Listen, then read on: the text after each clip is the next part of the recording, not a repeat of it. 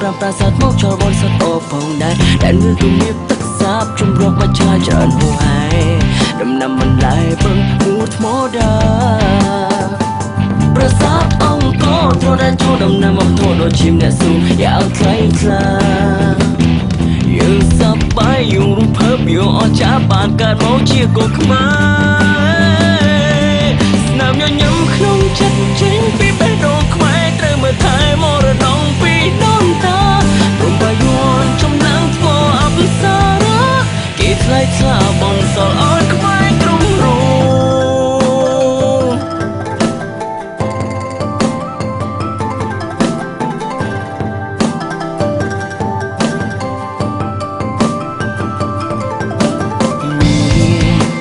ឈើទុននៃបឹងបួទឹកសាយទាំងហូរីប្រតាក់ជាប្រឡាយកសិករទាំងឡាយសប្បាយនឹងធ្វើការងារចំការមានឈើហូបផ្លែមិនជាខ្វះទេទាំងស្រុកទាំងស្ទើរទាំងគ្រប់រដូវផងណាដើមស្រូវទុរេនផ្លែស្វាយសាមកអំបូងជីកណាំវ៉ាបែបឆ្ងាញ់អស្ចារ្យមានលើដីខ្មែរប្រាសាទអង្គរត្រូវតែជួលដំណាំមកធរដល់ឈាមអ្នកស៊ូយ៉ាងថ្លៃថ្លាយើងសប្បាយយើងរំភើបយើងអស្ចារ្យបានកើតមកជាកូនខ្មែរស្នាមញញឹមក្នុងចិត្តចេញពីបេះដូងខ្មែរត្រូវមើលថែមរតងពីដូនតា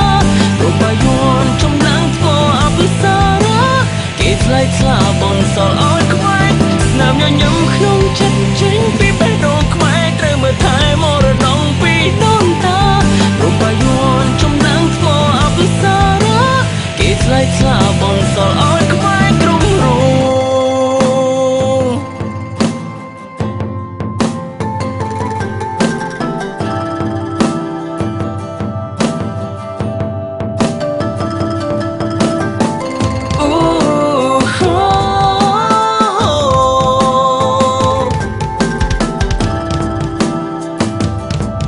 កូនខ្មែរ